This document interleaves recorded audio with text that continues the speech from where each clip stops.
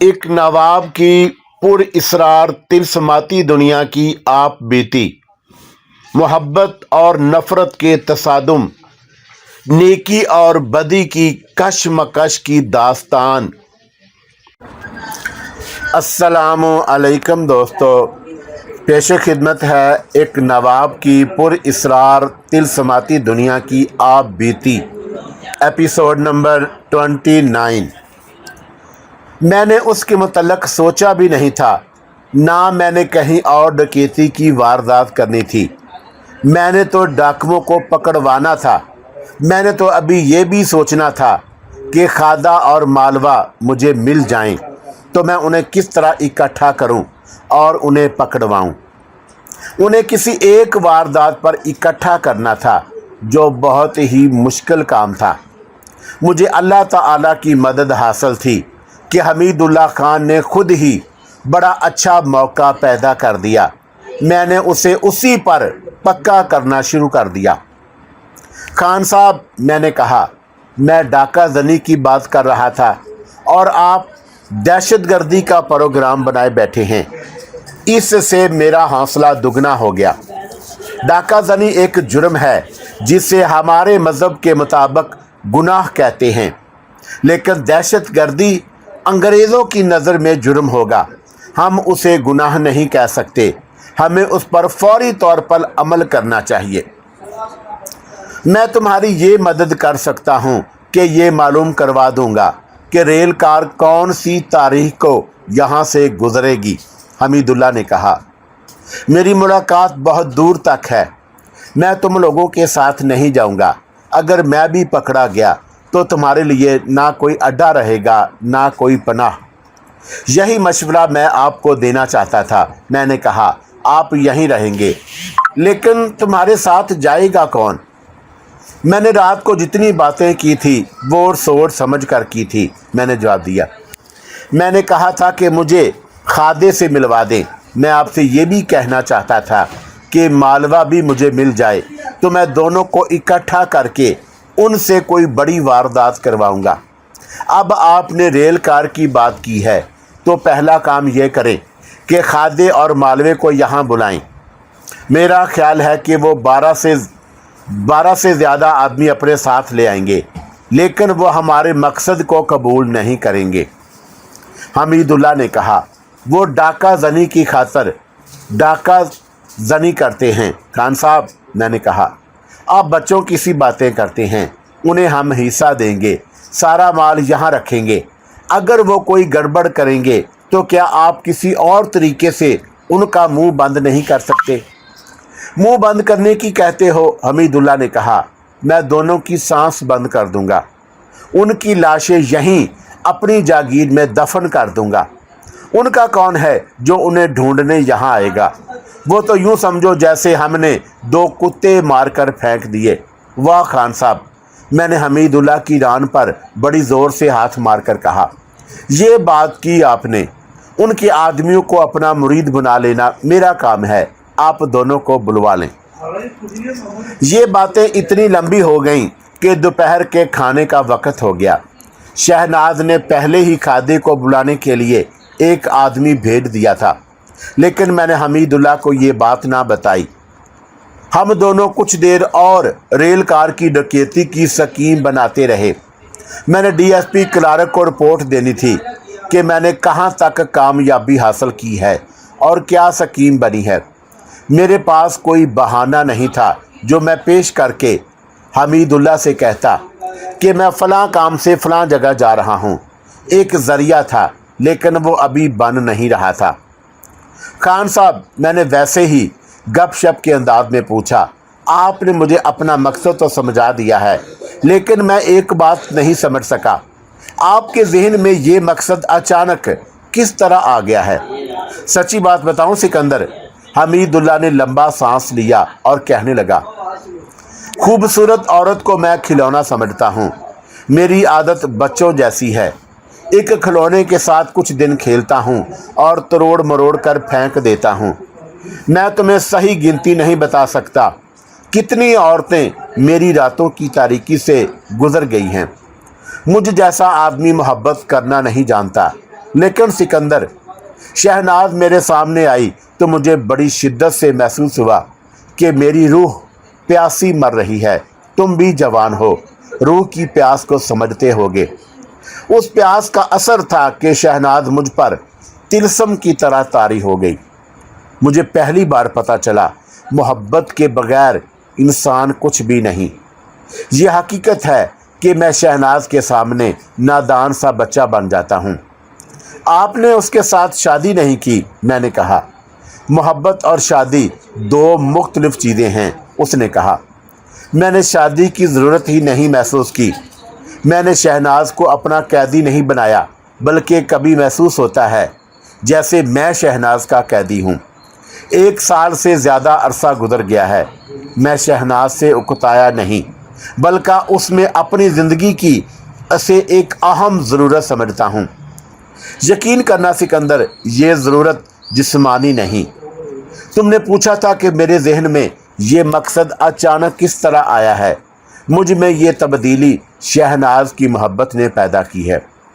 तो इसका मतलब ये हुआ, मैंने कहा, कि शहनाज को आपकी इस स्कीम का इल्म है। नहीं, उसने जवाब दिया। उसे इस स्कीम का तो इल्म नहीं, बाकी सब बातें यानी डाकुओं के साथ मेरे ताल्लुकात उसे मालूम हैं। तो क्या हम शहनाज को बता दें?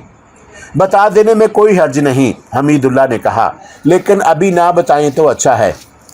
खान साहब, मैंने कहा, ताजा शहनाज की मोहब्बत में मारा गया था। शहनाज ने तो नहीं मरवा दिया था, हमीदुल्लाह ने कहा। और मेरा यहाँ कोई रकीब भी तो नहीं। जब से शहनाज आई है, मैं अपने ख्यालों में और सोचों में तब्दीली सी महसूस करने लगा हूँ। यूँ कह लो कि मुझ में इंसानी जज्बात बेदार होने लगे हैं। यूँ भी कह सकते हो कि मैं इंसानियत में वापस आने लगा। करते करते मेरे ख्यालात यहाँ तक आ गए जो मैं तुम्हें बता चुका हूँ। आपके पास शायद 2-3 औरतें और भी हैं। वो सिर्फ 2 हैं, हमीदुल्लाह ने कहा। अगर मैं पहले वाला हमीदुल्लाह होता तो उन्हें कभी का इधर उधर कर चुका होता, लेकिन अब उन्हें धुतकारने को जी नहीं चाहता। मैं कहता हूँ ये जुल्म होगा।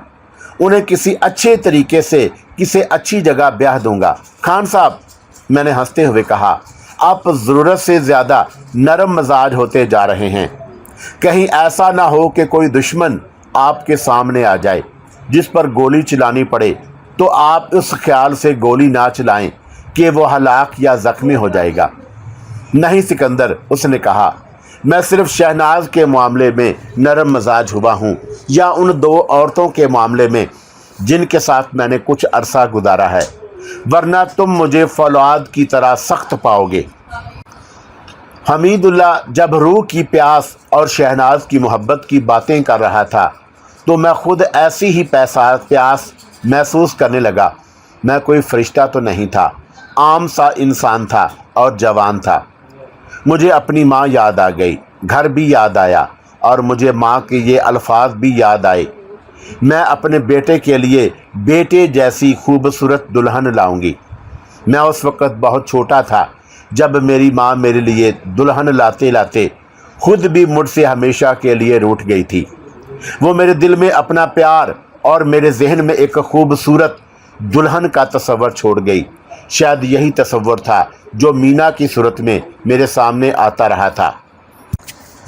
मीना को मैं तस्वर नहीं समझता था, मैंने उसे हकीकत समझ लिया था।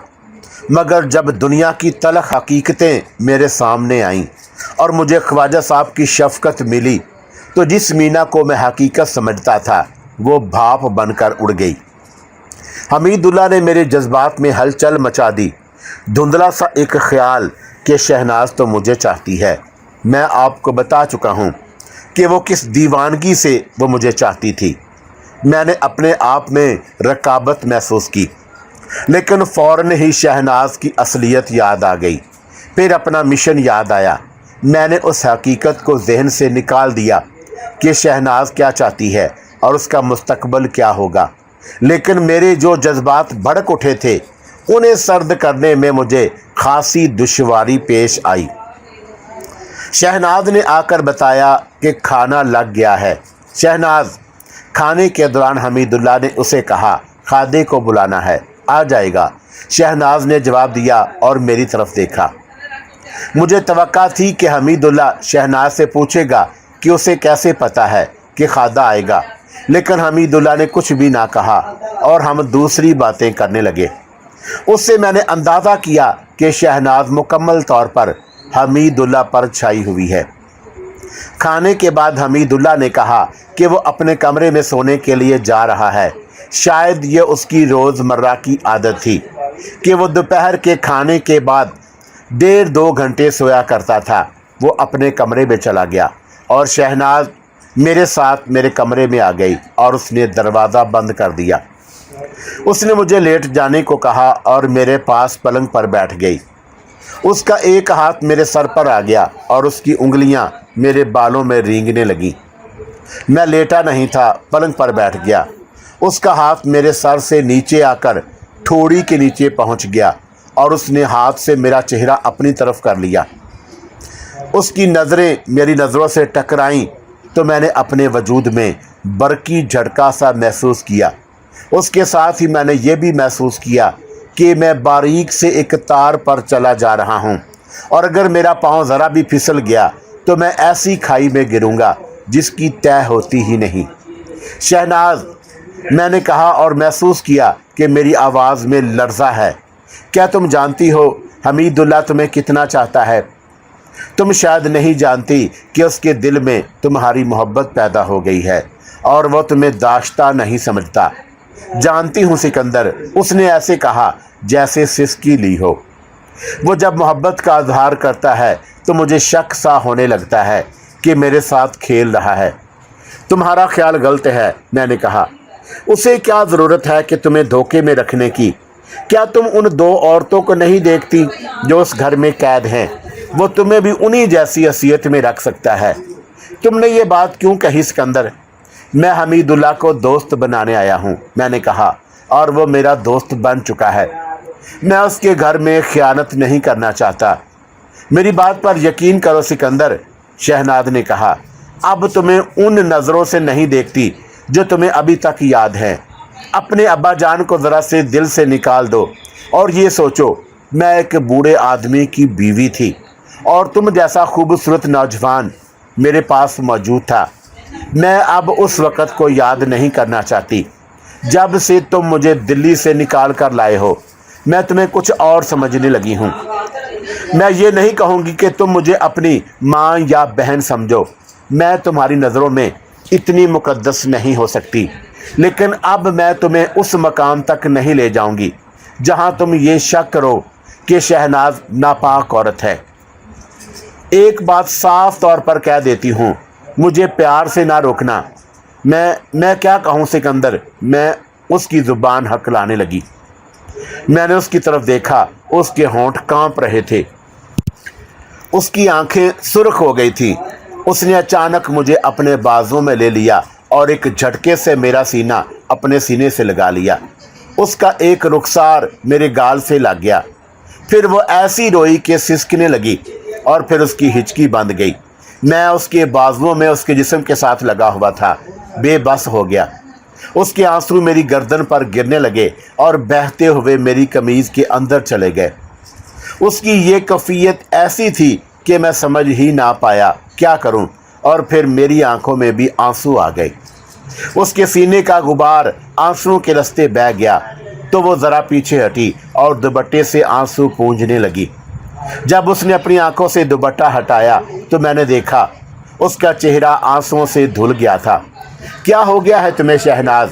मैंने उसकी ठोड़ी के नीचे हाथ रखकर उसका चेहरा ऊपर उठाया और पूछा, क्या हो गया है तुम्हें?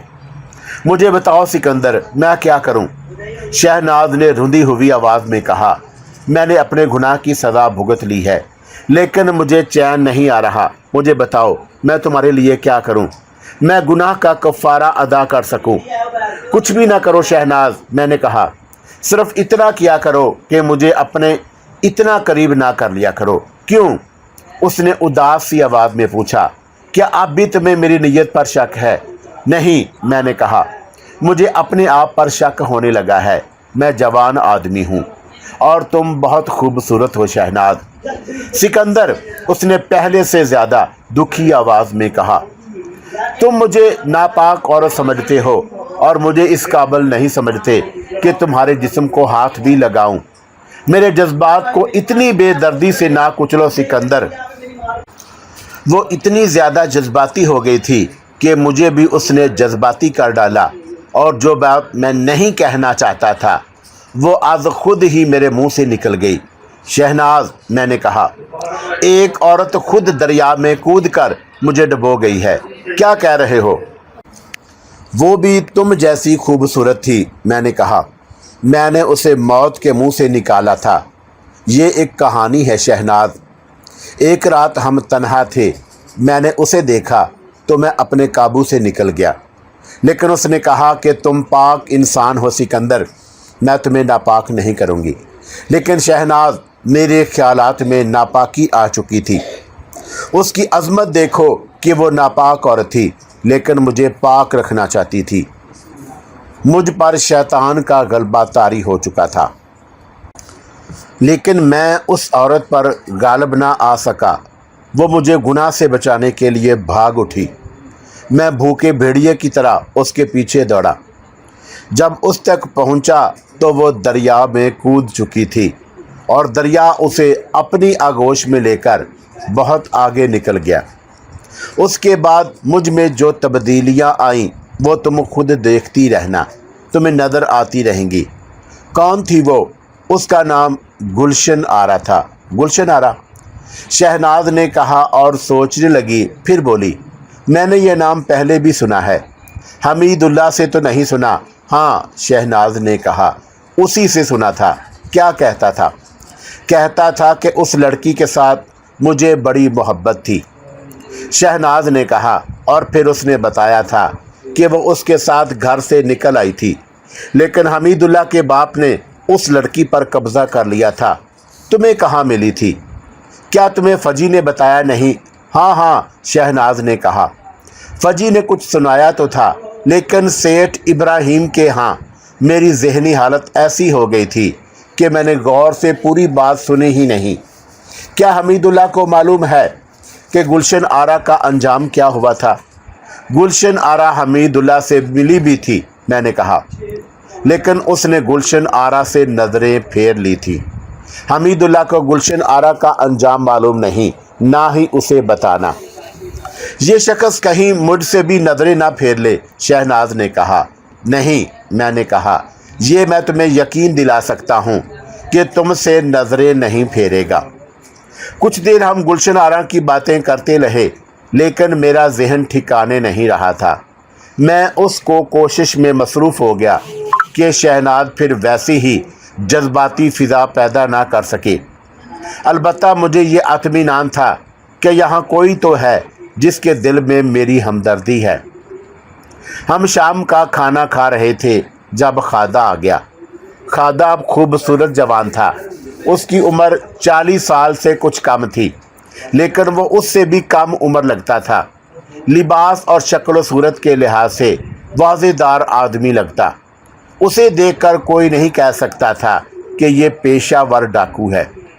हमीदुल्लाह उठकर उसे गले लगाकर मिला। फिर उसने खादे ने मुझे गले लगाया। तुम यहाँ कैसे सिकंदर? खादे ने मुझसे पूछा।